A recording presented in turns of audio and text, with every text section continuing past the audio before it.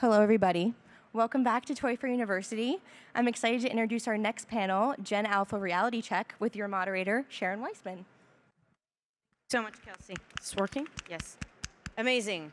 Okay, everyone gather. I don't know if you're in an important meeting or just sitting there having meetings, this is the place to be. We're going to talk about Gen Alpha, because guess what? They're all here already. When was the first Gen Alpha born? Does anyone know? 2010, ding, ding, ding, ding, ding. The last Gen Alpha, when were they born? 2024 to 2025. So they are indeed all here, and we should talk about them because they're different. The way they consume data is different. The way they are introduced to brands is different. The way they buy and where they buy is different. And so are their parents. So no more rinse, repeat. No more kind of figuring out and extrapolating data that isn't relevant anymore. We need to figure out how to talk to them, how can they discover brands, what they feel affinity to. Because I think a lot of firms are telling us, we know what Gen Alpha wants, and we could tell you what they want. But guess what? Who here grew up saying, I want a Labubu doll when I grow up? Zero. None of you knew that you would covet this doll and you would put it on your bag and it would cost a shit ton of money and then your kids would ask for it. So this is an opportunity to talk about how do we sculpt, how do we communicate, and how do we actually tell Gen Alpha what they want? Because I'll call bullshit, they don't know yet. It's on us to tell them. Okay, and we're so lucky because we have a great panel of gentlemen here. Let's start by introducing yourselves. Eric, do you want to take it? Hello, my name is Eric Morse. I head up new business development for Spencer Gifts and Spirit Halloween, as well as our new chain, Spirit Christmas. Ned? Hey, and I'm Ned Ward, and I lead our marketing for Entertainment Council for Walmart. And I'm Joel Silverman. I'm the founder and CEO of Kids Know Best. I hope to know what Gen Alpha wants, hence why Sharon's asked me to be on the panel. Dude, you're the only one who knows. I know, Help I should us, start Joel. making things, actually. Please share it with us. Don't gate that. I am Sharon Weisman. I work for Portman Street. We design and manufacture what we call meaningful merch, because when the why is powerful, the how becomes easy. So if there is a place for merchandise and an audience that want it, we are the ones to call on, because traditional licensees won't roll out of bed in the morning for those MOQs. Joel, we'll start with you. You literally research hundreds of children every month. Every day, actually. Every day, hundreds, yeah. every day. That's amazing, okay. What is the biggest gap between what brands think Gen Alpha want and what your research shows? It's a great question. I think the first point is when I first got into this industry, most companies here, probably 90%, disregarded or didn't even consider YouTube at all as a platform. They were still on linear. And even coming in, this is 7 years ago, talking about the digital space has made them open their eyes. And when we speak to kids, they're talking about how they're consuming media. Obviously, TikTok being a huge part of their lives, Snap, the gaming platforms like Twitch. You just need to listen to them, take that information on board and realize that this is the way to reach them. These are the ideas they stem from. You know, hearing them on the playground, talking with each other, to your point about Labubu, it's not always going to be Labubu, but it's going to be something else that's bubbling up, a trend that by the time it hits a product, it's probably already could be too late because kids are already talking about it. They've seen it in a digital world. You mentioned playground. Even the playground changed, right? If once upon a time I'd see another kid play with something on the playground that I didn't have, now is the playground me watching them on YouTube, me watching them play something else on YouTube, and that getting really excited about that. That's kind of the love language, it seems, today. So that is a gap, where we play, how we play, and where we find out about it, right? And I think it's digital to physical, always. Like, kids want to express themselves in a different way. They're certainly going darker now on social than they've ever been. They realize that their footprint and their image shouldn't be seen everywhere. So, they're watching, they're always online, but they're always present as well. That's right, absolutely. And that creates somewhat of a narrative gap, because lots of agencies, like we said, can tell you that they know what Gen Alpha wants, but in the end of the day, what do they want? I scroll through Instagram, and Instagram told me that I wanted this knit cat fit. I had no idea whatsoever. And I bought it, and then I thought to myself, where the hell do I wear this to? Ta-da! So they're finding out on social, they're finding out on Twitch, they're finding out on YouTube, and suddenly they're thinking, I need this, I want this, right? Ned, Walmart sees tons of purchasing data. You actually see what you like saying watchable becomes merchable, right? Merchandisable. What are you seeing there? Is there a gap? Is there a difference? Are you talking differently to parents? You're right about this. So there is a lot of stuff, and part of it is kids are consuming content at an insane rate. Because again, these are all digital natives. They spend an insane amount of time on their phone, hours and hours and hours. And so they're scrolling through stuff. They're watching shows on their phone, even if they've got a TV in the house. It's like they could AirPlay it to the TV. It's like, no, I'm good. I'm just going to watch it on the tiny screen. It's like, you're going to go blind. And so I would tell my kids, like, that's how Abe Lincoln went blind. And now they know that they're older, like, Dad, that's not how he went blind. So you were lying to us. It's like, all right. But part of it is, like, not every piece of content then becomes the desire to, like, want merch. It's like you can love a show like Love Island. You may love Love Island and you love it. You want to see what's going to happen next. You may not need the T-shirt. It just maybe that's like your thing to watch. But you need the water bottle with a font. Possibly. With a pink. Possibly. Yeah. But something like a Bridgerton, Bridgerton, like you want to be invited to the taunt. You want the outfits, you want the tea, you want everything else. Labubu's also kind of interesting because Labubu blind packs have been around for a long time, like collectible figures. There's the cachet of, you've got Lisa from Blackpink who's wearing it on her backpack, but also unlike the collectible vinyls, you can actually display and be part of that tribe where you can connect. It's like, I've got a Labubu. This is so awesome. So we started seeing this, and basically we worked with a company called StockX that basically sells on Walmart, and basically it's guaranteed to be a Labubu, not a Lafufu.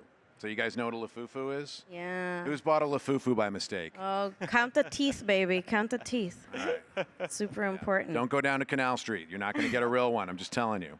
But part of that is, again, it's that authenticity. It's like, oh, I've got the real deal. And then it's how do I belong to that tribe? And again, kids on the playground, it's like, are we talking about Paw Patrol? Are we talking about Bluey?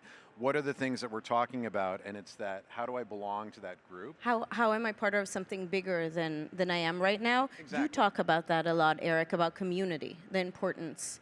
Yeah, I think that tends to be the undercurrent of so many of these trends is where does it allow me to access either my existing community or a new community? And I think if you actually look backwards now with Labubu, you would see the rise of what I call emotional support plush. That idea of putting something on your backpack to be in a community, but then also as something to comfort yourself with, was predictable, but only in hindsight because we're still learning how to read some of those signs. Yeah, absolutely. I just got back from Hong Kong, and everywhere I went, everyone had their Labubus and little bag charms in these plastic bags, like little backpacks for the charm that is on your backpack to preserve it, to make sure that it becomes a collectible, that it's something you care about and you're not just dragging around and deteriorates. So to your point, was that predictable? Yes. But we didn't see it that way until we understood the meaningful of this becoming an artifact, an actual collector's items.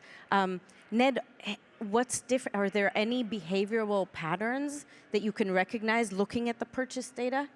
A lot of it's actually looking at like what are the emotional like connections. So what are the things that basically allows people to grab onto something. So there's the aesthetics, but it's also that feeling of belonging. So there's an emotional benefit to Labubu.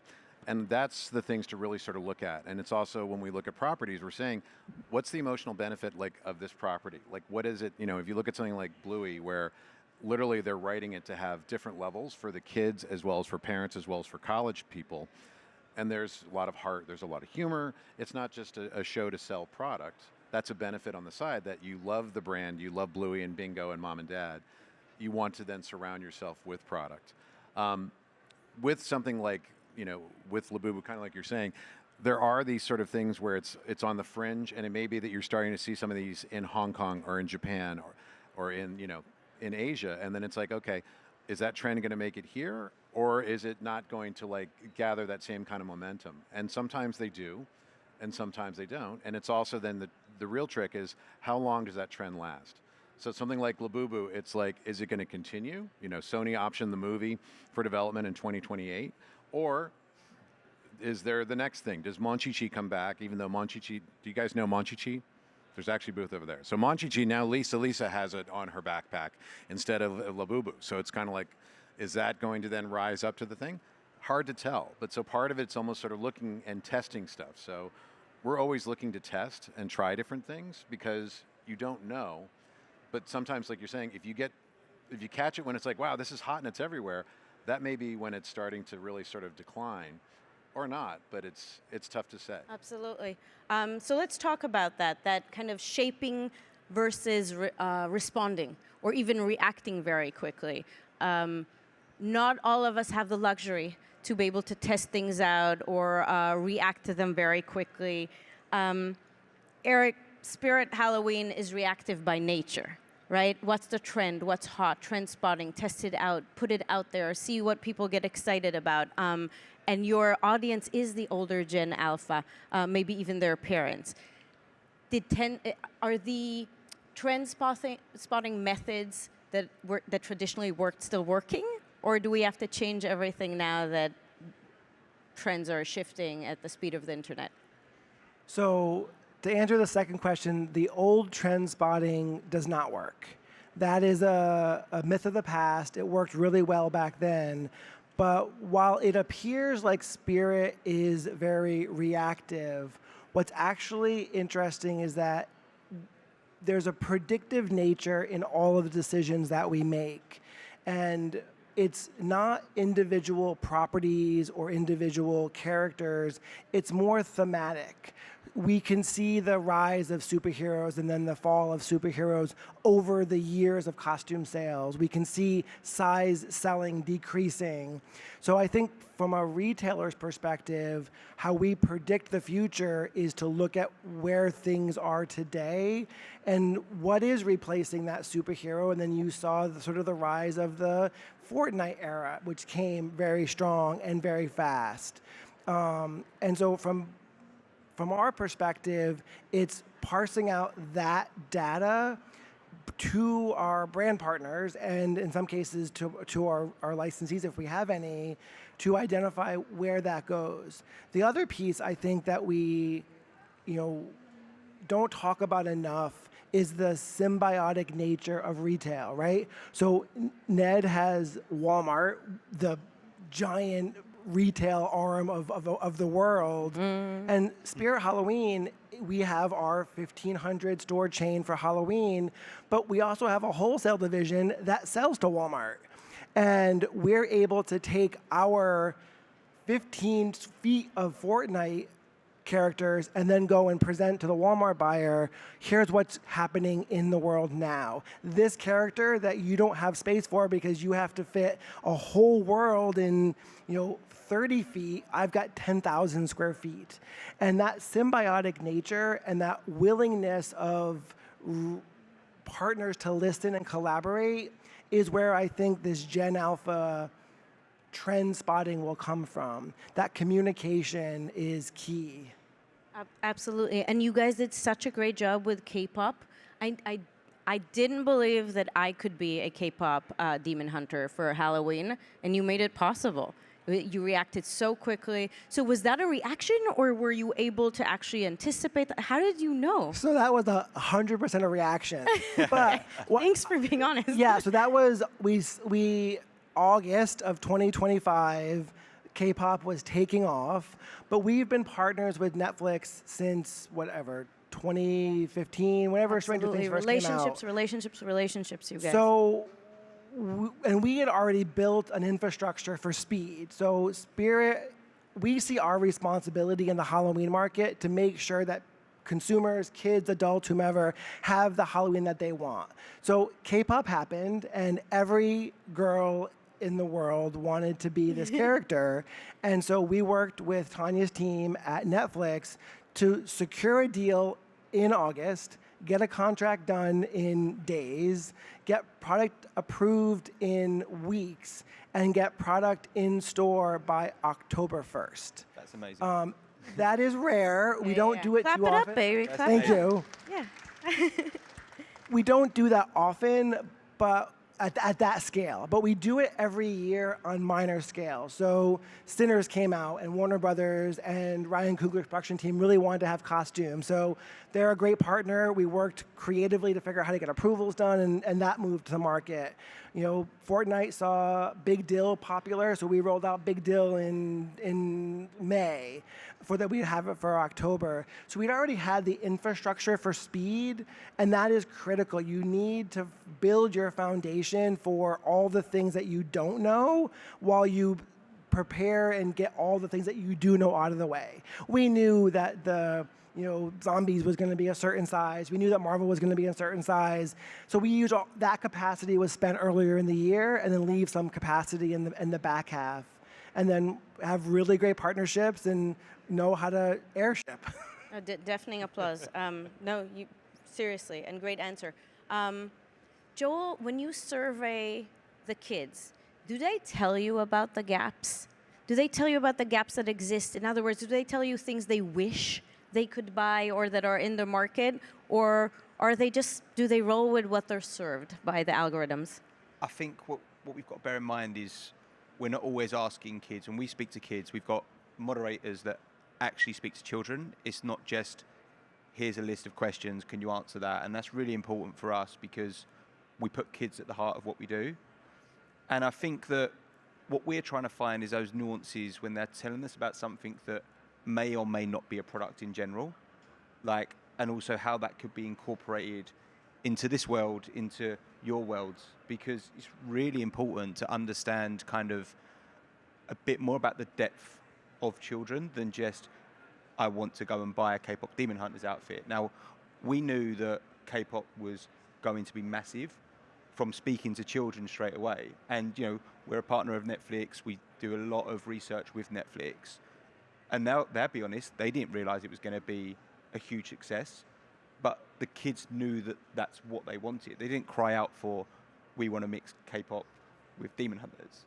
But we knew they love K-pop. So right, there were the tattletales, right? There were, yeah, and certainly when you speak to children, they say things that they're just honest, that we would never comprehend some of that honesty.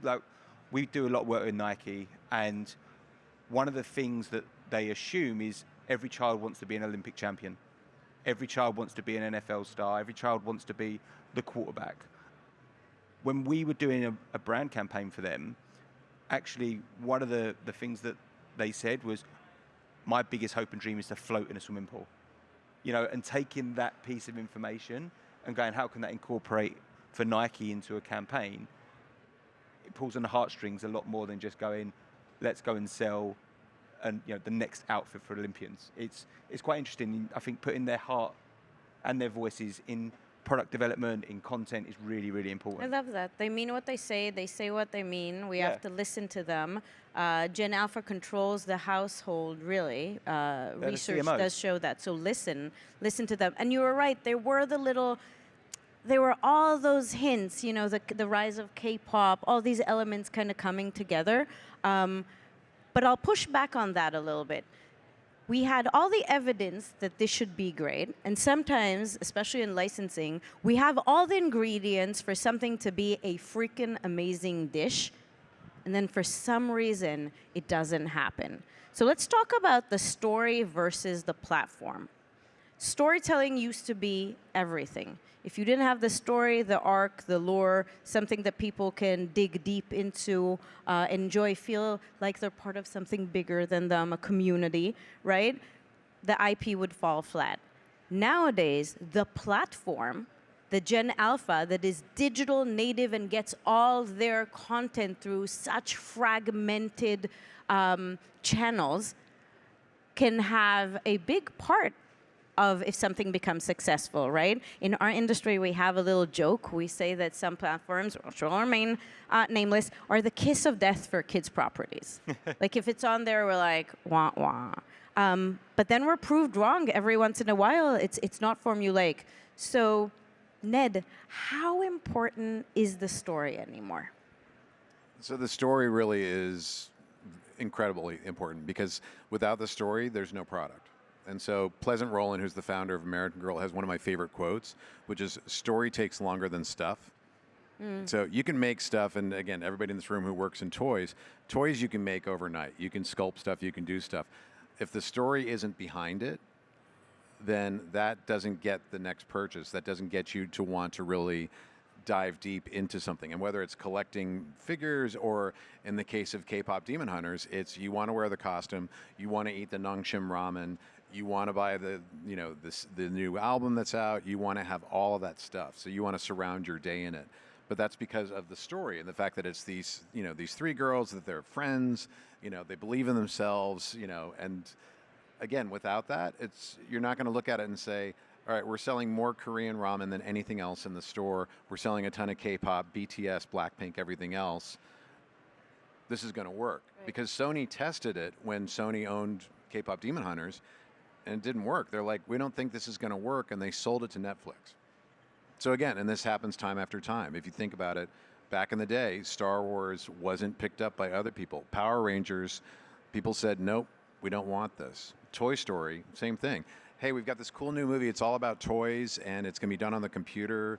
Hasbro said no. Mattel said no. And literally, Albert Chan at this Hong Kong company called Thinkway said, I'll do it. And again, took a chance because everyone else was like, I don't think so. And obviously, you get proven wrong, and then everyone's like, oh, I knew Toy Story was going to be big. It's like, nobody knew Toy Story was going to be big. No. There's this, Marshall Mizrahi from Handcraft Manufacturing always says, there's this magic dust that you sometimes sprinkle over something, and we can't explain it, and then it becomes a phenomenon. On the other hand, Labubu, ironically, doesn't have a story. And that's the big question. Will it stick? Will the movie still be relevant? At dinner, Ned asked me, do you know what Bluey's parents do? And I didn't. But now adults are talking about that at dinner. So does anyone here know what Who knows? Bluey's mom and dad do? Okay, what do they do?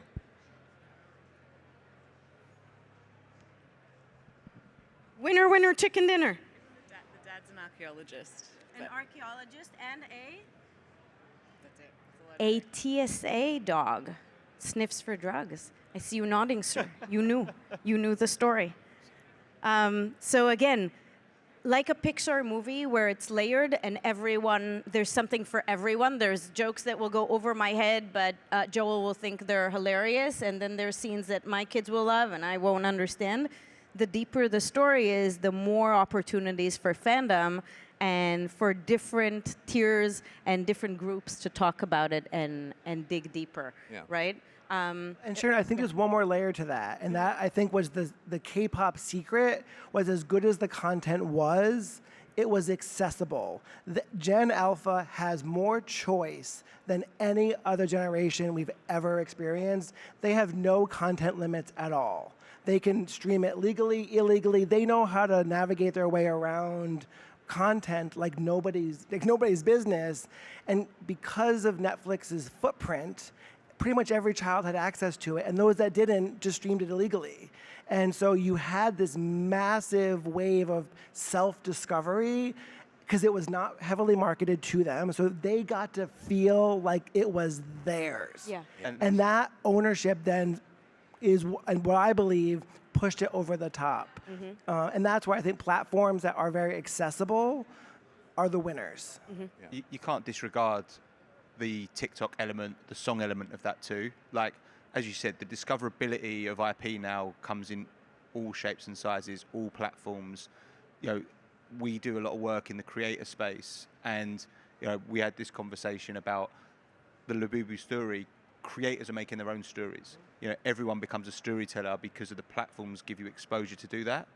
And like I said, with K-pop, people were seeing clips from influencers or they were being shared on different platforms too. So like Gen Alpha are born into a world where they said everything's accessible, legally, illegally, platforms are banned, platforms are not banned, but they're going to find a way and they're going to become fans of IP if that's what they want.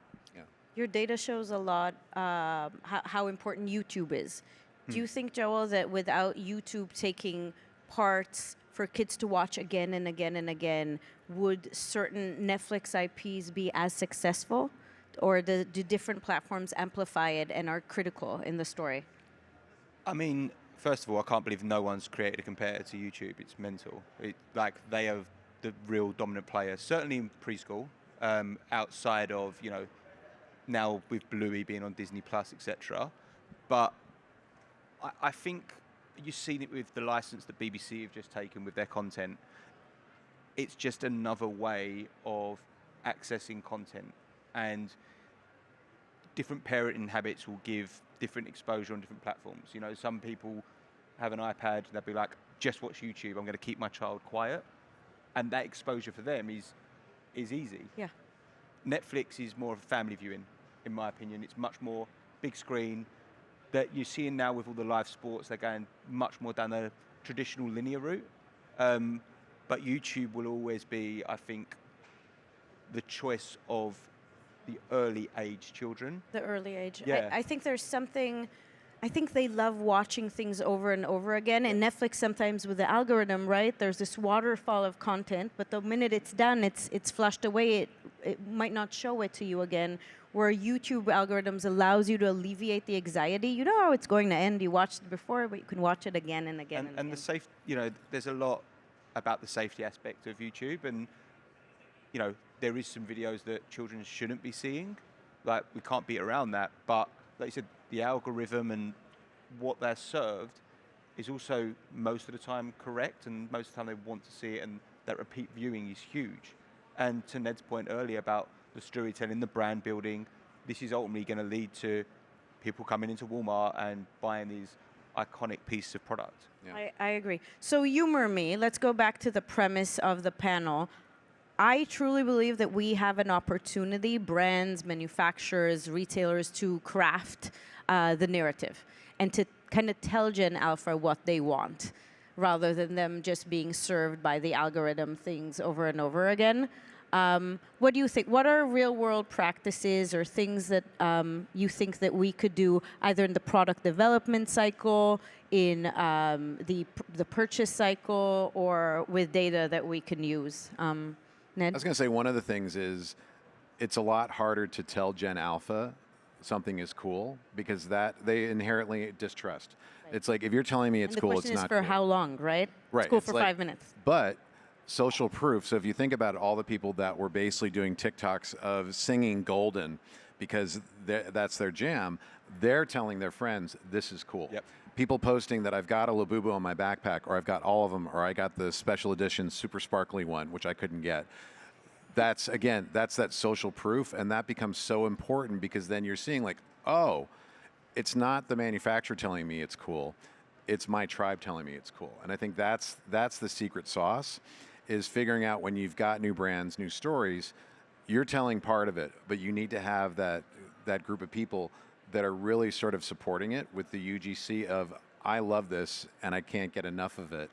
Because without it, you're forcing it on them and saying, hey, this is the cool new thing. And it's like, Yeah. It doesn't really feel like it is. Right. Well, depends how, right? Depends how you tell them, this is the thing. If I keep on seeing something again and again and again, I might think, and then I see it, on your shelves again and again and again, or other people watch. Now I think that it's something that I need to tap into that I have not discovered. Right. I think one of the questions that we may want to ask ourselves is, why do we feel like we need to tell them? I look at it more like a partnership. They're going to tell us what interests them, and it's our job to lean into that and give them what they never thought that they needed. I love that, Eric. And a few of those hits will then become massive. And Labubu is such a great example of something from nothing, but really built on a foundation of everything. Blind boxes have been massive. Plush has been massive. It was the amalgamation of a ton of listening and it then getting discovered. And I believe that from a retail perspective, so for specialty retailing, by listening to what they're telling us and us sharing with our brand partners and our manufacturing partners, we can then lean and give everyone a better opportunity to be more successful, so that when we do test things, there's a higher hit rate, or when we do roll things, there's a massive hit rate. And I think that is ultimately how we view the business: is listen first, execute second, and look between the data points. Yeah, the challenge is, how do you get your manufacturers and your partners to believe that this will stick, the spaghetti will stick long enough before it goes away for you to take a chance on it?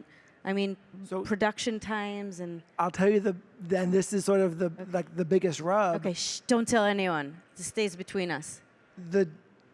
In my opinion, and how we view it, is the licensing structure has 3 mouths to feed. There's the licensor, there's the licensee or manufacturer, and then there's the retailer.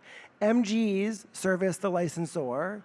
Selling into a retailer services the licensee and the licensor.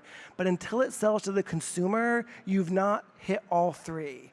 And so until you balance the risk profile so that everyone is on the same page, you're going to be challenged in a generation like Alpha, where it's high risk, high reward. That risk has to get balanced. Facts. Joel, your data helps with that cycle. I'm trying to sell it to him. He won't buy it. You heard it here. To predict where to put our chips, right? How to kind of manage our risk. Yeah. What is something that you tell brands that usually surprises them? Like they're shocked to hear, or you kind of have to goose them into it? Or I just wasted a great Nike example, didn't I? No, but if you could dive into that, yeah. Yeah, I mean, no, it happens a lot. And as I said, like, the important thing, and you just touched upon it, Scott, is the listening. Like I said, like, kids have a lot to say, and, apart from the influencers that are walking around, the kid influencers, this industry is closed shop from kids. And ultimately, if, they're the new CMO. Kids at home are the CMO. They make purchasing decisions for all the FMCG brands too. They probably will help decide what car you're going to buy. Like, the kids will have an opinion. If a car brand's not cool, they're certainly going to say, "Mummy, Daddy, that is so..." Absolutely. Yeah. No one asked me when I grew up. Yeah, but they should ask you. Yeah. Everyone asks you now. Now's my time. Yeah. Yeah. But, as I said, we hear it all the time. Like, when we're doing research with kids, like Moose are an awesome partner of ours. They're coming to us with concepts from Asia, and they're saying, "Can we get this in front of kids before we go to manufacture?" The same with Netflix, with the content testing. It's very much getting something when it's just in the early stages and going, is this going to hit home? Are we going to then take that to market? And then how are we going to get it in front, their eyeballs on it? And then how are we going to help retail sell it? Because, as you said, for us, in a different way, we're part of that layer. We're there to make sure that it gets sold in and then it gets sold out. Because if you haven't got that full funnel and you're not listening to the consumer that's purchasing it, and it's not just Gen Alpha, it's a fan. You're seeing that now. I hate the word of kidult. The psychographic of but, fan. Yeah. It's a fan. K-pop Demon Hunters, there's going to be fans of all ages, all demos, not just Gen Alpha, Gen Z, millennials, parents love it, kids love it. The same with Labubu, it become what it did because of celebrities. It wasn't really a kid's product at all. No, families do more things together now, so you're right. It's an example of how we purchase together, we experience together. Walmart does a lot of strategic partnerships to make sure that families enjoy things together. There's this cross-platform experience. Does that really impact sales, and if something succeeds or not? Yeah, I mean, because I think one of the things with the family, again, families want to play together, they want to watch together, and so where you can share experiences, and again, that's where maybe you're not going to be watching the show, but maybe you're eating like the ramen, or you're looking what else you can buy. You know, for the holidays, we have Grinch family pajamas, so literally, like the whole family can be wearing, you know, Grinch stuff, and so it's making sure how do you look at not just like the toy part of it, but literally all the different parts of it. Is there an apparel partner? Is there an awesome, you know, Halloween costume? And what we're also seeing is that costumes are not necessarily just for Halloween anymore. It's these people really want to show up. It's like, great, I want to have this role play or this full costume to wear the full time, you know. And again, it really, I can't stand the word kidult either. Yeah, it just it's needs to be awful banned. word. It's fan. I think it's you know, fan. so yeah, I hear Sarah and Brett. They're acknowleding that. Thank you, thank you, Brett. Thanks for Thank your you, support. Sarah. So just kidult should just be banned. It just Yeah, doesn't I make agree. any sense. Yeah. Because it's fandom, and fandom exists everywhere. And one of the nice things is we see this. So like we have K-pop fans. BTS's new album is coming out March 10th. So if you haven't pre-ordered it, you should. On the Walmart. You heard it website, here. Well, I'm a little preferential to our site, but it's available at other places. But you know, you can also get all of your Korean ramen. Like we're the biggest seller of Nongshim and Buldak ramen in the U.S. So this is one of these things just to let people know, like Korean is before was kind of like on the fringe. Yeah. In the U.S., it's now mainstream. It's like people are rather having that versus like cup of noodles. So again, it's looking at those things outside of toys, looking at like the Band-Aid aisle. This is one of the tricks. Go into retail, look at the Band-Aid aisle and see what are the licenses that are on the Band-Aids. Because that's where you can look and say, That's your litmus test? Huh? I love that. That's your litmus test? That's one of the litmus tests, as well as Halloween costumes. Halloween costumes is always a big test of what are the brands that are resonating with kids. Because again, you don't want to be caught dead. Like I cried my eyes out to have a Steve Austin costume back in the day and didn't get one. And it was sad. It was very sad. And this is, I'm sorry, Ned. I know. Maybe they can, do they have those now? We'll work one out for you. Yeah. This is back when it was basically like the plastic t-shirt and like just the mask with like the elastic. The Ben Coopers. The Ben Coopers, yes. Absolutely. Yes, the good I will stuff. say, Ned, I think we're romanticizing the family experience a bit. That does stick until about, let's say, 10, 12. After tweens, Eric, that's where you come in. How do we still make things cool in a way, because there's a dual purchasing power here. There's the parent versus the kid. While you listen to the kid, in a lot of ways, Ned listens to the parents or the families, but you have that hard nut to crack where, for example, with Skibbity Toilet, I have a 12-year-old and a 14-year-old. The minute I started saying the lingo, that was cringe. Like, I ruined it. I killed it for everyone, and no one wanted Thanks, to say it Sharon. anymore, right? And then it went away. So how do you deal with that challenge? Is it like long enough, or do you cater and humor that audience? So from a Halloween perspective, tweens are, for everyone, a challenge. But I think this is where there are, because we also have the market, we're the market leader in adult costumes, we can look at sizing. And we're like, oh, we're selling a lot of smalls in this. That's probably teens and tweens buying that. So that trend, that theme, whether it's horror, whether it's classic, whatever those things might be, we can see where they're aging down into that tween space or teen space, and then make the difference. What I will say, though, is from a family experience perspective, the one place where teens and tweens are still highly engaged is Christmas. And we see that with our Christmas stores. The families who shop there it's the whole family. It is a moment, it's a memory, it's about that sort of togetherness. And when we launched those 2 years ago, we did that in the space of, we knew Gen Alpha was experiential. We knew the success of Halloween being experiential. And we said, oh, this is going to be a future. This is going to be a moment that we want to create for families generationally. Because Christmas does go from babies all the way up to the difficult 16, 17-year-olds. They still want to celebrate Christmas with their families. Those who celebrate Want to Christmas. celebrate business, and they want that TikTok moment, right, with the entire family together. So there's that. We have to wrap up, unfortunately.